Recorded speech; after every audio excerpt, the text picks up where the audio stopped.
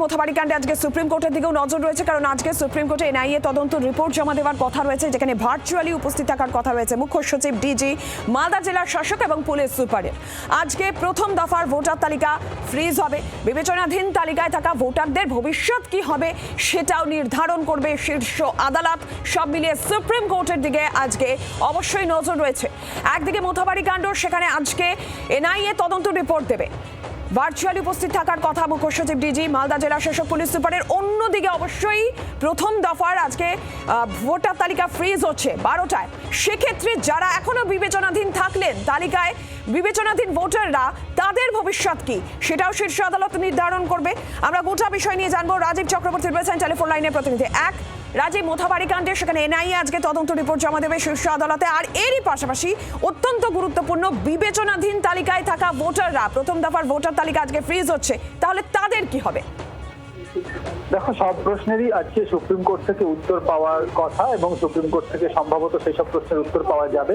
প্রথমত, যে সমস্ত ভোটারদের নাম বাদ পড়েছে এবং তারা ট্রাইব্যুনালে তাদের আবেদন করতে বলেছিল সুপ্রিম কোর্ট, সেই ট্রাইব্যুনাল এখনো পর্যন্ত কাজ শুরু করেনি। এক্ষেত্রে সেই ভোটারদের তরফ থেকে যারা মামলা করেছিলেন, ইতিমধ্যেই রাজ্য সরকারের বক্তব্য, তৃণমূল কংগ্রেসের বিভিন্ন নেতাদের বক্তব্য, কংগ্রেস নেতা সহ অন্যান্য পক্ষ রয়েছে, এবং এক্ষেত্রে নির্বাচন কমিশনের বক্তব্য অত্যন্ত গুরুত্বপূর্ণ হতে পারে। অ্যাডজুডিকেশন তালিকা থেকে অনেকে যাদের নাম বাদ পড়েছে তারা কি করবেন এবং তারা ভোটার তালিকায় থাকবেন কিনা, যে সমস্যা তা হলো আজকে এই নমিনেশন শেষ হয়ে গেলে ভোটার তালিকা ফ্রিজ হবে। এর পাশাপাশি মালদার কালিয়াচকের মোথাবাড়িতে যে ঘটনা ঘটেছে তা নিয়ে সুপ্রিম কোর্ট 3 দিন আগে যে নির্দেশ দিয়েছিল, সেই নির্দেশ কতটা পালন হয়েছে এবং আজকে মুখ্য সচিব, ডিজি, মালদা জেলার জেলা শাসক এবং পুলিশ সুপারকে সুপ্রিম কোর্ট কি নির্দেশ দেয়, তার কারণ তাদের শোকজ করা হয়েছে, তাদের বিরুদ্ধে কেন ব্যবস্থা নেওয়া হবে না সেই বিষয়ে জানতে চাওয়া হয়েছিল।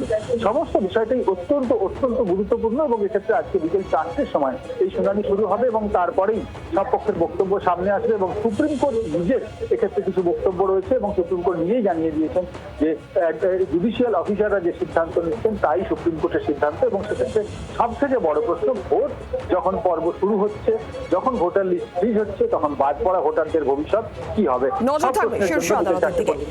রাজীব, ধন্যবাদ। বাংলার আওয়াজ, বাঙালির আবেগ, জি 24 ঘন্টা।